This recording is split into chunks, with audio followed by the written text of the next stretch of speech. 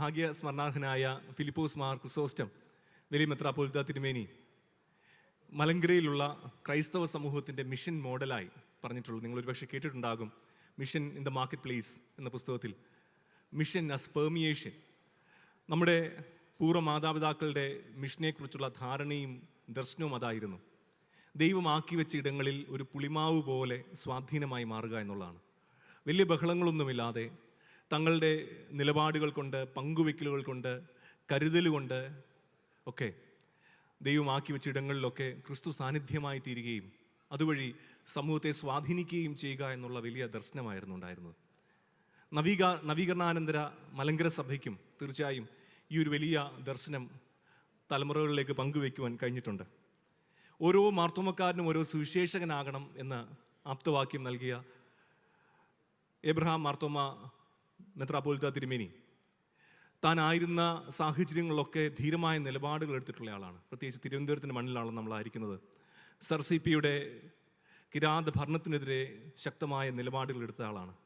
അടിയന്തരാവസ്ഥയ്ക്ക് ഇപ്പോൾ 50 വർഷം പിന്നിടുകയാണ് കഴിഞ്ഞിട്ട്. ധീരമായ നിലപാടെടുത്ത യുഹാൻ മാർത്തോമ മെത്രാപ്പോലീത്ത തിരുമേനി സഭയെ ഓർക്കുന്ന സമയമാണ്.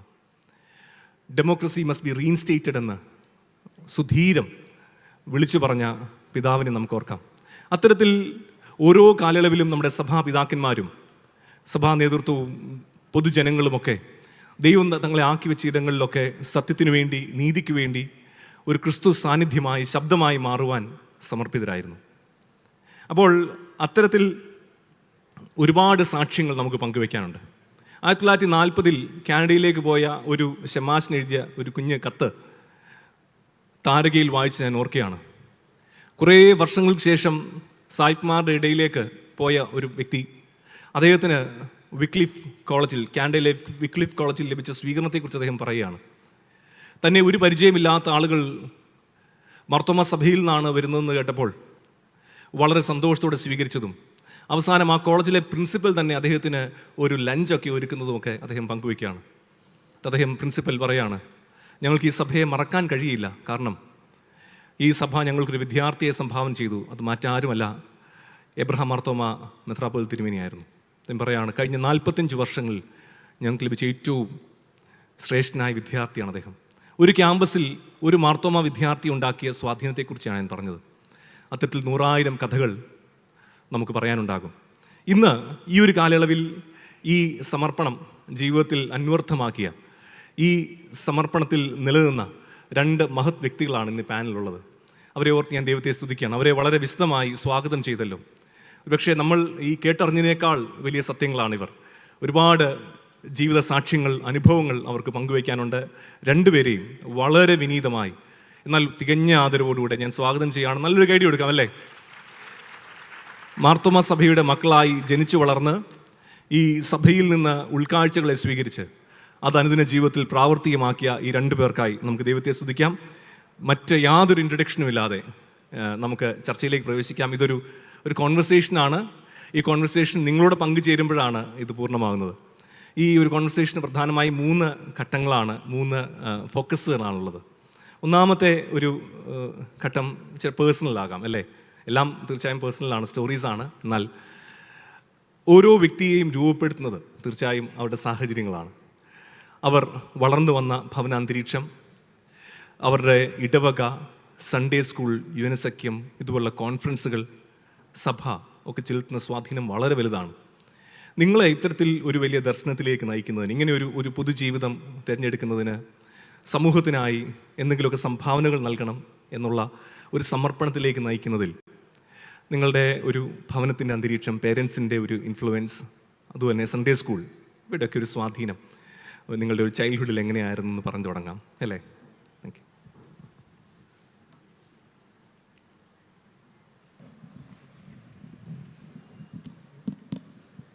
Thank you, Achin, and thank you for the very warm welcome remarks. ഉച്ച ഊണിന് ശേഷം ഇത്രയും കുട്ടികൾ ഇവിടെ വന്ന് ഈ ഡിസ്കഷനിൽ ഭാഗവാക്കാക്കുവാൻ തീരുമാനിച്ച നിങ്ങൾക്ക് ഓരോരുത്തരെയും ഞാൻ അഭിനന്ദിക്കുന്നു. That shows the level of curiosity and dedication you have towards this conference. അപ്പോൾ അച്ഛൻ ചോദിച്ചു എൻ്റെ ഏർലിയർ സർക്കംസ്റ്റാൻസസ്, നമ്മുടെ വീട്ടിലെ സാഹചര്യങ്ങൾ എങ്ങനെ എന്നെ രൂപാന്തരപ്പെടുത്തിയെന്ന്. എൻ്റെ പിതാവ് അച്ഛൻ മരിച്ചുപോയി 5 വർഷങ്ങൾക്ക് മുമ്പ്. In fact yesterday was his death anniversary. അദ്ദേഹം റാന്നി ക്രിസ്തോസ് പള്ളിയുടെ അംഗമായിരുന്നു. അപ്പം നിങ്ങളെപ്പോലെ ഒരു യുവാവായിട്ട് സ്കൂൾ പഠിച്ചു. ഒരു യു ക്യാൻ സേ അദ്ദേഹം വന്ന കുടുംബം എന്ന് പറയുന്ന ഒരു ലോ ഇൻകം അഗ്രികൾച്ചറൽ ഫാമിലിയാണ് റാന്നിയിൽ. അപ്പോൾ ബുദ്ധിമുട്ടുണ്ട് എങ്കിലും സ്കൂൾ പ്രീ ഡിഗ്രി തയ്ക്കുന്നു. അതിനുശേഷം മെഡിസിന് പോകുവാൻ താല്പര്യമുണ്ടായിരുന്നു. അന്നത്തെ കാലത്ത് കേരളത്തിൽ മെഡിക്കൽ കോളേജുകളില്ല. അപ്പം ഡോക്ടർ ചെറിയൻ ഓടൻചേത്രത്തിലുള്ള ഡോക്ടർ ചെറിയൻ മിറാജ് മെഡിക്കൽ കോളേജിലാണ് പഠിച്ചത്.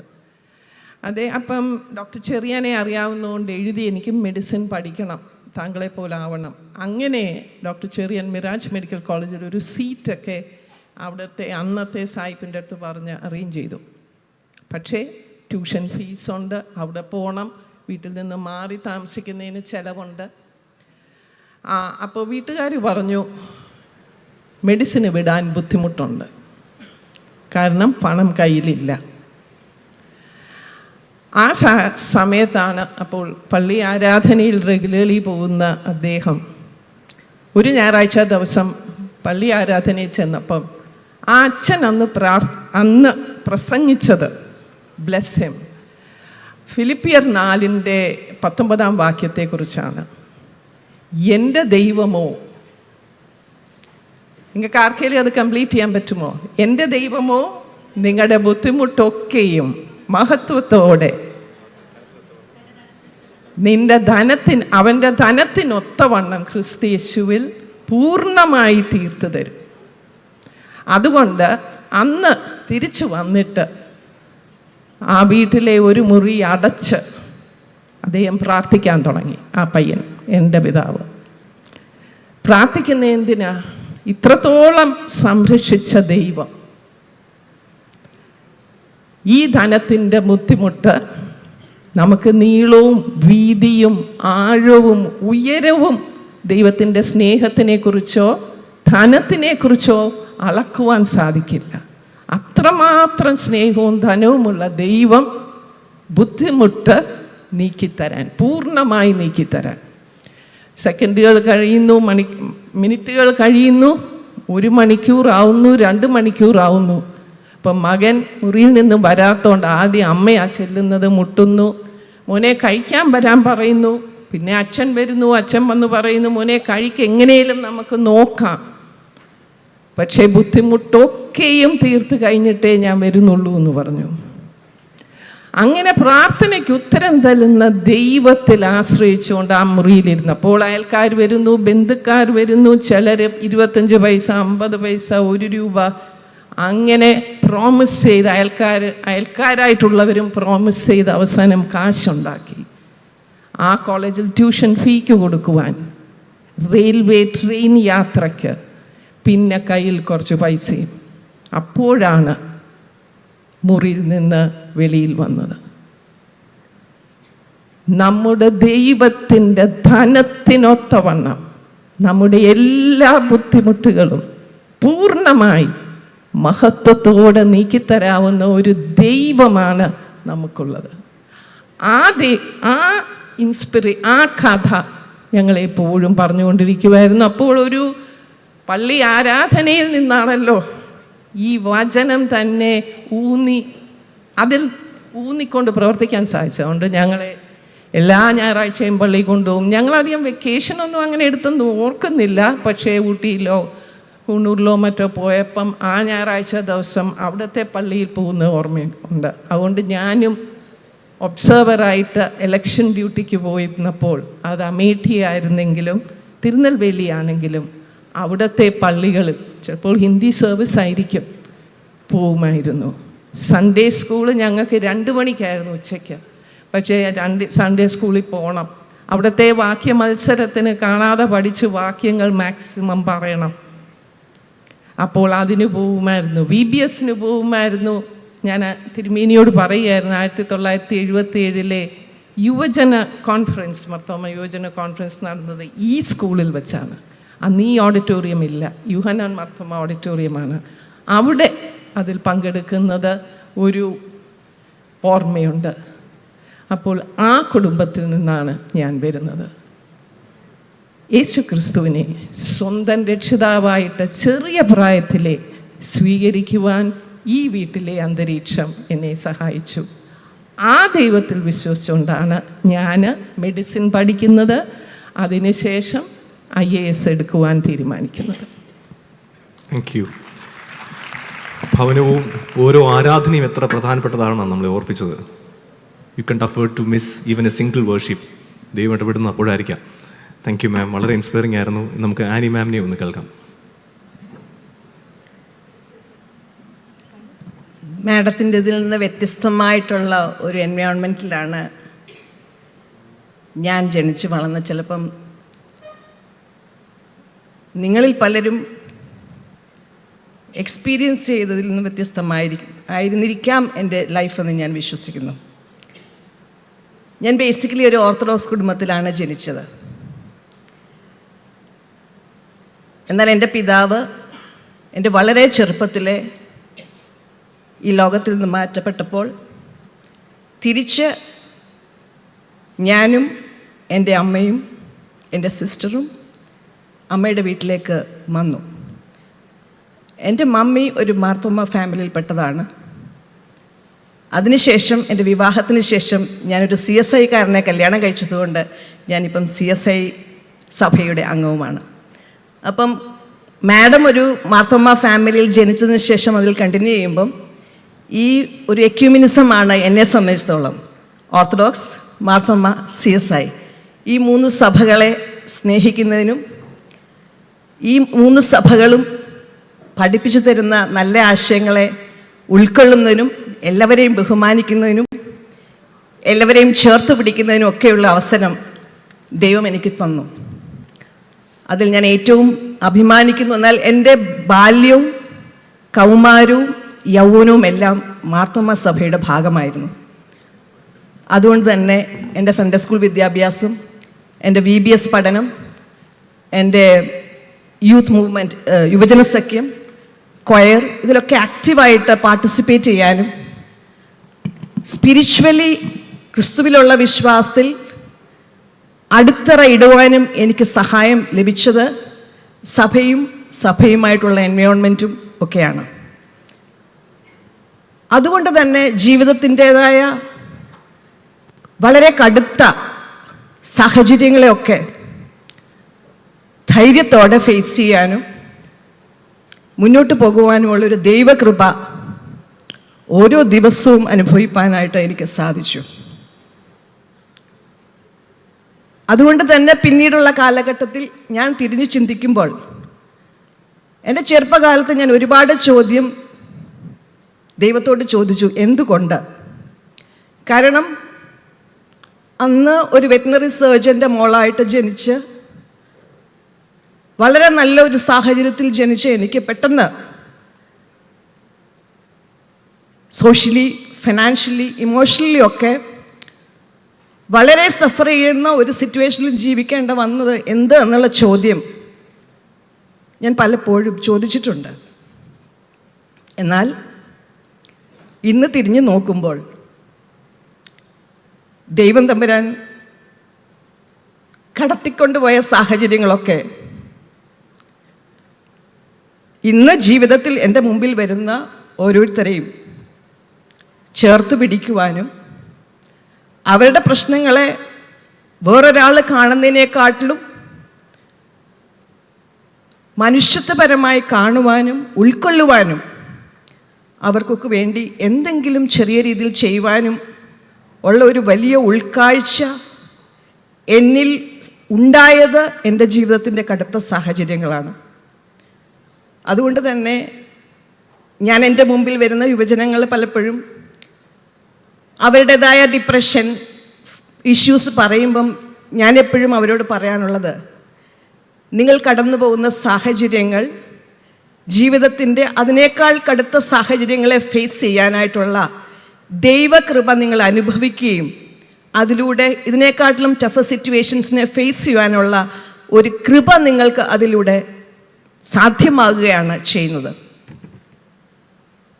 അതുകൊണ്ട് എനിക്ക് സഭയോട് ഒരുപാട് കടപ്പുണ്ട്, പ്രത്യേകിച്ച് മാർത്തോമാ സഭയോട്. എൻ്റെ ജീവിതത്തിൻ്റെ പ്രാർത്ഥനാ ജീവിതത്തിൽ ഉറപ്പിക്കുവാനും, പിന്നെ എൻ്റെ അമ്മ ഒരുപാട് പ്രാർത്ഥിക്കുന്ന ഒരു മമ്മിയായിരുന്നു. രാത്രിയുടെ യാമങ്ങളിൽ എഴുന്നേറ്റിരുന്ന് പ്രാർത്ഥിക്കുന്നത് ഞാൻ കണ്ടിട്ടുണ്ട്. അത് എൻ്റെ ജീവിതത്തിൽ പ്രാവർത്തികമാക്കാനായിട്ട് എനിക്ക് സാധിച്ചത് ആ ഒരു വലിയ അമ്മ എന്നുള്ള അല്ലെങ്കിൽ പ്രാർത്ഥനയിൽ എനിക്ക് കിട്ടിയ സപ്പോർട്ടാണ്. അതുപോലെ എൻ്റെ സ്പിരിച്വൽ ലൈഫിൽ എന്നെ ഏറ്റവും ഇൻഫ്ലുവൻസ് ചെയ്ത ഒരാളാണ് എൻ്റെ അമ്മയുടെ മൂത്ത സഹോദരൻ. ഒരു വലിയ ട്രെയിൻ ആക്സിഡൻറ്റിൽപ്പെട്ട് കാലിൻ്റെ മുട്ടിന് മൾട്ടിപ്പിൾ സർജറി കഴിഞ്ഞ എൻ്റെ അമ്മാച്ചൻ നാട്ടിൽ എൻ്റെ അമ്മച്ചനെ കാണാൻ വരുന്ന സമയത്ത് ഞാൻ കാണുന്ന കാഴ്ച എപ്പോഴും അദ്ദേഹത്തിൻ്റെ പേഴ്സണൽ പ്രെയർ മുട്ടുമേൽ നിന്നായിരുന്നു. 79-80 വയസ്സ് വരെ ഞാനത് കണ്ടിട്ടുണ്ട്. ഇന്ന് നമ്മളിൽ പലരും എല്ലാ ജീവിത സൗകര്യങ്ങളും അനുഭവിക്കുമ്പോഴും സെറ്റിയിലിരുന്നോ അവസാനം കട്ടിലേലിരുന്നോ പ്രാർത്ഥിച്ച് കിടക്കുന്ന ഒരവസ്ഥയിലേക്ക് നമ്മൾ മാറുമ്പോൾ മുട്ടുമ്പോൾ നിന്ന് പ്രാർത്ഥിക്കാനുള്ള വലിയ മാതൃക എനിക്ക് കിട്ടിയത് എൻ്റെ അമ്മാച്ചനിൽ നിന്നാണ്. അതുപോലെ ഞാൻ എൻ്റെ ഗ്രാൻഡ് പാരൻസിൻ്റെ കൂടെ വളർന്നതുകൊണ്ട് കൃത്യം 7 മണി എന്നൊരു സമയം ഞങ്ങളുടെ വീട്ടിലുണ്ടെങ്കിൽ അവിടെ കുടുംബ പ്രാർത്ഥന തുടങ്ങിയിരിക്കും. അതും തറയിൽ പായ് വിരിച്ച്. ഞങ്ങൾ ഒരിക്കലും കട്ടിലോ സെറ്റിലോ ഇരുന്ന് പ്രാർത്ഥിച്ചിട്ടില്ല. പഴയ നിയമം വായിക്കും, പാട്ടുപാടും, പുതിയ നിയമം വായിക്കും, സങ്കീർത്തനം വായിക്കും. കുഞ്ഞുങ്ങൾക്ക് അവിടെ ഒരു റോളുമുണ്ട്. ഏതെങ്കിലും ഒരു ദിവസം കുടുംബ പ്രാർത്ഥനയിൽ അറ്റൻഡ് ചെയ്തില്ലെങ്കിൽ അന്ന് ഞങ്ങൾക്ക് ഡിന്നറില്ലായിരുന്നു. ഇന്നും ഞങ്ങളുടെ കുടുംബജീവിതത്തിൽ അതിന് മുടക്കം വരാതിരിക്കുന്നത് ചെറുപ്പകാലത്ത് ഞങ്ങൾക്ക് കിട്ടിയ ഈ ശീലമാണ്. ഒഫീഷ്യൽ ലൈഫിൻ്റെ തിരക്കൊക്കെ ഉള്ളപ്പോഴും മാഡം പറഞ്ഞതുപോലെ കിട്ടുന്ന സമയത്തൊക്കെ, കാരണം നമ്മൾ ഇന്ന് ഒരു സ്റ്റെപ്പ് മുന്നോട്ട് വെക്കുന്നുണ്ടെങ്കിൽ വചനം നമ്മളെ പഠിപ്പിക്കുന്നത് പോലെ നമ്മുടെ ബുദ്ധിക്കും ചിന്തയ്ക്കും അതീതമായി പ്രവർത്തിക്കുന്ന ഒരു ദൈവകൃപ, കംപ്ലീറ്റ് സറണ്ടർ മാത്രമേ അതിനുള്ളൂ. And taking every step with a word of prayer to guide us. അത് പഠിപ്പിച്ചു തന്നത് എൻ്റെ ഗ്രാൻഡ് പേരൻസും എൻ്റെ അമ്മയും എൻ്റെ അങ്കിൾമാരും ഒപ്പം സഭയുമാണ്. എല്ലാവരോടും ഞാൻ കടപ്പെട്ടിരിക്കുന്നു. Thank you. എനിക്കൊന്നു ഈ ഒരു ഡിസ്കഷൻ നമ്മൾ വളരെ റൈറ്റ് ടോണിലാണ് ആരംഭിച്ചത്. എങ്ങനെയാണ് ഭവനവും നമ്മുടെ ചുറ്റുപാടുകളും ഇടവകയും സഭയൊക്കെ നമ്മൾ രൂപപ്പെടുത്തുന്നതിൽ സഹായിക്കുന്നു എന്നുള്ളതാണ്. എന്തെങ്കിലും ഒരു പ്രത്യേക ഇൻസിഡൻസ് എന്തെങ്കിലും അതുമായി നിങ്ങളുടെ ഒരു വൊക്കേഷനിലേക്ക് നിങ്ങളെ നയിച്ച ഇൻസിഡൻസ് എന്തെങ്കിലും ഉണ്ടെങ്കിൽ അത് പറയാം, ഇല്ലെങ്കിൽ നമുക്ക് മുൻപോട്ട് പോകാം. അങ്ങനെ ഒരു ഡിഫൈനിങ് മൊമെൻറ്റ് ലൈഫിൽ ഇങ്ങനെയൊരു മേഖല തിരഞ്ഞെടുക്കുന്നതിന് പൊതുസേവനത്തിലേക്ക് നിങ്ങളെ നയിച്ച ഏതെങ്കിലും സംഭവങ്ങളുണ്ടെങ്കിൽ അത് പറയാം, ഇല്ലെങ്കിൽ നമുക്ക് മുൻപോട്ട് പോകാം. സംഭവങ്ങളായിട്ട് എന്തെങ്കിലും ഉണ്ടെങ്കിൽ ഇനി ഈവൻ്റ് ആസ് സച്ച്, ഇല്ലെങ്കിൽ മുൻപോട്ട് പോകാം. ഞാൻ പഠിക്കാൻ മിടുക്കിയായിരുന്നു. അപ്പോൾ ഞങ്ങളുടെ കുടുംബമായിട്ട് ഞങ്ങൾ 3 പേരും പഠിക്കാൻ മിടുക്കരായിരുന്നു. അങ്ങനെ റാങ്ക് കിട്ടിയപ്പോൾ അപ്പം ആ റാങ്ക് കിട്ടുന്നതിന് മുമ്പ് എൻ്റെ അച്ഛൻ YMCA സകല മത്സരങ്ങളിലും കൊണ്ടുപോകുമായിരുന്നു. അപ്പം ആ വർഷം 10ൽ പരീക്ഷ എഴുതുന്നതിൻ്റെ ആ വർഷം YMCA ഒരു മത്സരത്തിന് പോയി മത്സരത്തിന് പ്രൈസ് കിട്ടിയപ്പം സമ്മാനം തന്നത് സുധാ പിള്ള എന്നു പേരുള്ള അന്നത്തെ ഇവിടുത്തെ സബ് കളക്ടറായിരുന്നു. അപ്പം അവർ വളരെ എലഗൻ്റായി അവർക്ക് ആ YMCA ഓർഗനൈസേഴ്സ് കൊടുത്ത ബഹുമാനം, ഇറ്റ് വാസ് വെരി ഇംപ്രസീവ്. അപ്പോൾ എനിക്ക് പ്രൈസ് കിട്ടിയിട്ടുണ്ട് ഇതിനു മുമ്പ്. പക്ഷെ ഇത്രമാത്രം ബഹുമാനത്തോടു കൂടി ഓർഗനൈസേഴ്സ് ഒരാളെ സ്വീകരിക്കുന്ന കാണാത്തതുകൊണ്ട് അതിന് ശേഷം ഞാൻ എൻ്റെ അച്ഛനോട് പറഞ്ഞു, ഈ സബ് കളക്ടർ ആരാണ്, അപ്പോൾ പിറ്റേ ദിവസം എന്നെ തിരുവനന്തപുരം കളക്ടറേറ്റിൻ്റെ അവിടെ കൊണ്ടുപോയി. അപ്പോൾ അന്ന് ആ കാലത്ത് ട്രിവാൻഡ്രം കളക്ടറേറ്റ് എന്ന് പറയുന്നത് ഇന്ന് കോടതി ഇരിക്കുന്ന സ്ഥലത്താണ്. അപ്പോൾ അവിടെ കൊണ്ടുപോയി അതിൻ്റെ വെളിയിൽ കൊണ്ടുപോയിട്ട് പറഞ്ഞു, ഇവിടെയാണ് കളക്ടർ ഇരിക്കുന്നത്, സബ് കളക്ടറിൽ നിന്നും വർഷങ്ങൾ കഴിഞ്ഞാണ് കളക്ടറാകുന്നത്. അന്നു മുതൽ അതുവഴി റെയിൽവേ സ്റ്റേഷനിലോ അല്ലെങ്കിൽ ഒരു സിനിമ കാണാൻ പോകുമ്പോഴും ഇതാണ് ട്രിവാൻഡ്രം കളക്ടറിൻ്റെ ഓഫീസ് എന്ന് ഞങ്ങൾ കാറേ ഇരുന്ന് പറയുമായിരുന്നു. അന്നപ്പോൾ അതുകൊണ്ടൊരു കളക്ടർ ഒരു നല്ല സ്ഥാനമാണല്ലോ എന്നുള്ള ചിന്ത മനസ്സിലുണ്ടായിരുന്നു. അങ്ങനെ റാങ്ക് കിട്ടി. അന്നൊക്കെ പത്രക്കാർ വരുമായിരുന്നു, വന്ന് ചോദിച്ചപ്പം എൻ്റെ ചേച്ചിക്ക് റാങ്ക് കിട്ടിയപ്പം ഡോക്ടറാവണമെന്ന് പറഞ്ഞു. അപ്പോൾ അക്കാലത്ത് ഡോക്ടറും എൻജിനീയറുമാണ് റാങ്കുകാർ പറയുന്നത്. അതുകൊണ്ട് ഞാൻ എടുത്തിട്ട് പറഞ്ഞു എനിക്കൊരു IAS ഉദ്യോഗസ്ഥയാവണം. പിന്നീട് റിലേറ്റീവ്സിൽ കുറച്ച് പേര് ചോദിച്ചു, ഈ കുടുംബത്തിലും ആരെങ്കിലും ഉണ്ടോ IAS ആയിട്ട്? നീ കളക്ടറാകാൻ പോവുകയാണ്. അത് അങ്ങനെ സംഭവിച്ചു. എങ്കിലും പിന്നീട് ഞാൻ മെഡിസിനാണ് തിരഞ്ഞെടുക്കുന്നത്. വീണ്ടും പരീക്ഷ എഴുതാൻ മിടുക്കിയായതുകൊണ്ട്, പരീക്ഷയ്ക്ക് തയ്യാറെടുക്കാൻ മിടുക്കിയായതുകൊണ്ട്, ദൈവകൃപയുള്ളതുകൊണ്ട് അങ്ങനെ എൻട്രൻസ് എക്സാമിൽ കൂടെയാണ് CMC വെല്ലൂരിൽ കിട്ടുന്നത്. ഞാൻ എൻ്റെ 3-ാം വർഷം, എൻ്റെ ചേച്ചി 4-ാം വർഷമായിരുന്നപ്പോൾ, ചേച്ചി പഠിച്ചത് ട്രിവാൻഡ്രം മെഡിക്കൽ കോളേജിലാണ്. റോഷൻ്റെ കല്യാണം നടത്തുന്ന ഒരു IAS ഉദ്യോഗസ്ഥനുമായിട്ടാണ്. മഹാരാഷ്ട്ര കാഡറിലുള്ള മർത്തോമക്കാരനായിട്ടുള്ള തോമസ് ബെഞ്ചമിൻ.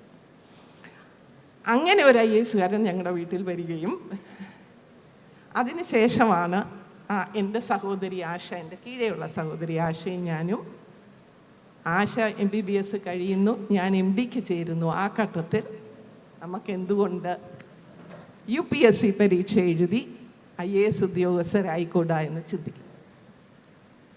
IAS പരീക്ഷ ഭയങ്കര ടഫാണ്. നിങ്ങൾ ഇപ്പം ആക്ച്വലി ഞങ്ങൾ ഈ പാനൽ ഡിസ്കഷൻ നടത്തിയപ്പം വിചാരിച്ചു, നിങ്ങളെ IAS ചെയ്യുവാൻ മോട്ടിവേറ്റ് ചെയ്യാനും കൂടിയാണോ ഞങ്ങളെ വിളിച്ചതെന്ന്. കാരണം ഞങ്ങൾ രണ്ടും ആ സ്പേസിൽ വർക്ക് ചെയ്യുന്നവരാണല്ലോ. നിങ്ങൾ എന്തുകൊണ്ട് IAS പോലെയുള്ള പരീക്ഷകൾ എഴുതണം, അപ്രകാരമുള്ള ഉദ്യോഗസ്ഥരാകണം? നമ്മുടെ രാജ്യത്ത് ഏതായാലും ഗവൺമെൻറ്റുമായിട്ട് ലിങ്ക്ഡ് ആയിട്ടുള്ളതാണ് നമ്മുടെ ജീവിതം. ആക്ച്വലി നിങ്ങളുടെ അപ്പനോ അമ്മയോ സ്ഥലം വാങ്ങിച്ചാൽ രജിസ്ട്രേഷൻ ചെയ്യാൻ ഒരു സർക്കാർ ഓഫീസിൽ പോകണം. എന്തെങ്കിലും കളവ് സംഭവിച്ചാൽ അല്ലെ നമ്മുടെ മേലെ ഒരു ക്രൈം ഉണ്ടായാൽ നമ്മൾ പോകുന്ന പോലീസ് സ്റ്റേഷനിലാണ്, അതും സർക്കാർ ഓഫീസാണ്.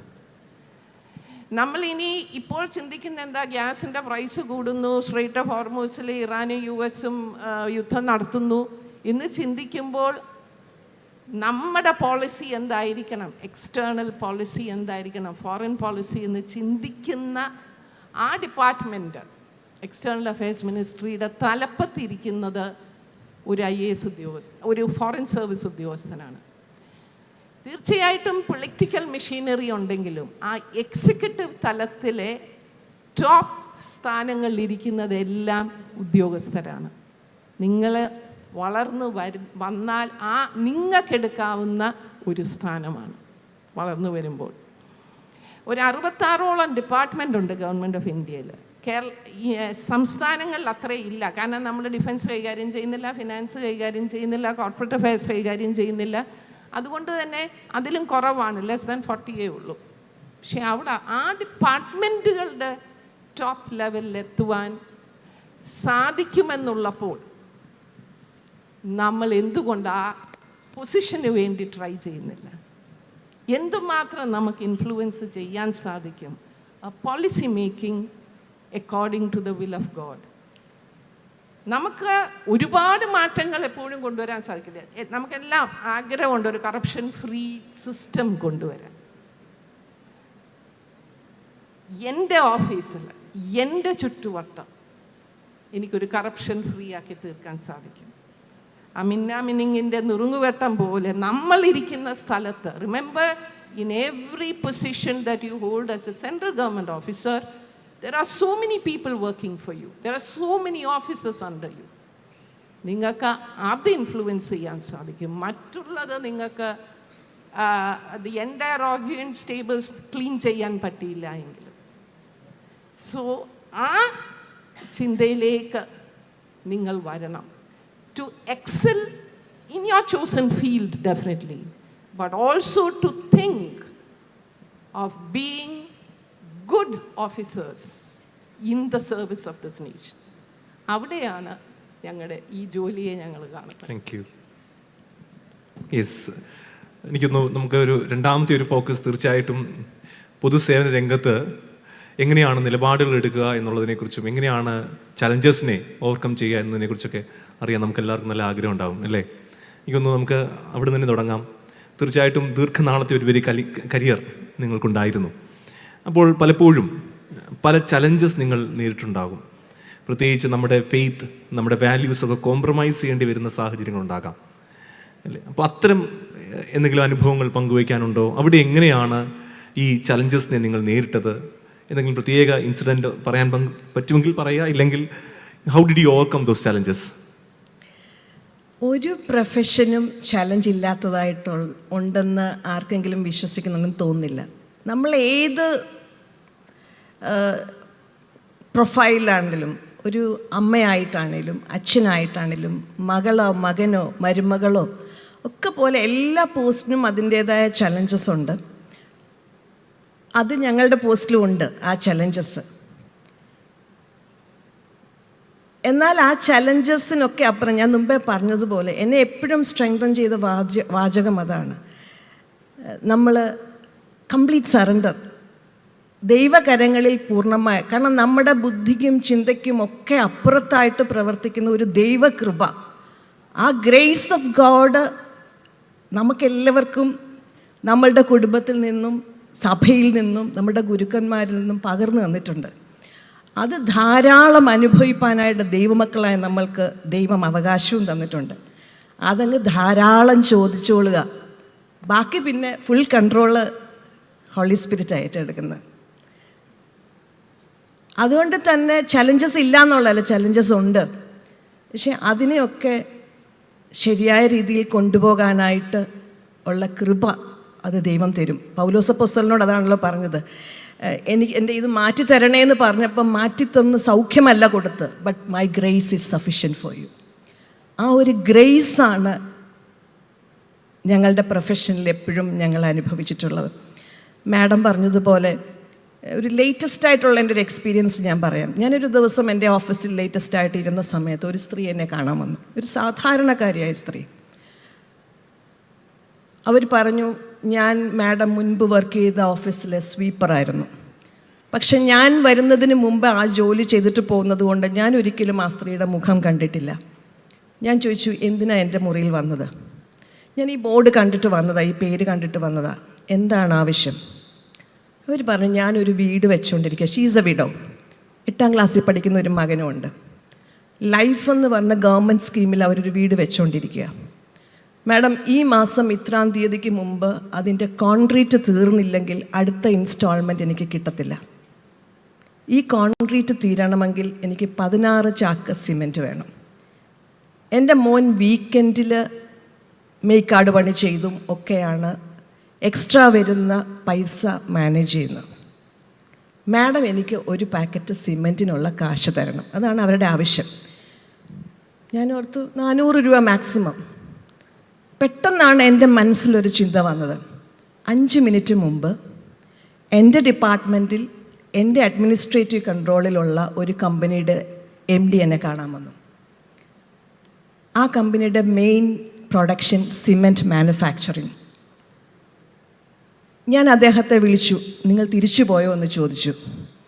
അപ്പം പറഞ്ഞു, ഇല്ല, ഞാൻ ഈ കോമ്പൗണ്ടിൽ തന്നെയുണ്ട്. ഞാൻ പറഞ്ഞു, ഒന്ന് വരാമോ? ആ മനുഷ്യൻ തിരികെ വന്നു.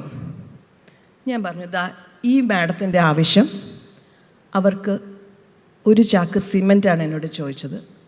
16 ചാക്ക് സിമെൻ്റ് ഉണ്ടെങ്കിൽ അവരുടെ കോൺക്രീറ്റിംഗ് തീരും. ഉടനെ എന്നോട് പറഞ്ഞു, ഞാൻ എൻ്റെ CSR, കമ്പനിയുടെ കോർപ്പറേറ്റ് സോഷ്യൽ റെസ്പോൺസിബിലിറ്റി, നിങ്ങൾക്കറിയാമല്ലോ, ലാഭത്തിൽ പോകുന്ന കമ്പനി അവരുടെ ലാഭവിഹിതത്തിൻ്റെ 2% ഇങ്ങനത്തെ ആക്ടിവിറ്റീസിന് വേണ്ടി കൊടുക്കണം. അതിൽ നിന്ന് 16 ചാക്ക് വേണ്ട, ഞാൻ 18 ചാക്ക് സിമെൻറ്റ് അല്ലെങ്കിൽ 20 ചാക്ക് സിമെൻറ്റ് നാളെ രാവിലെ ഈ ചേച്ചിയുടെ വീട്ടിലെത്തിച്ചു കൊടുക്കും.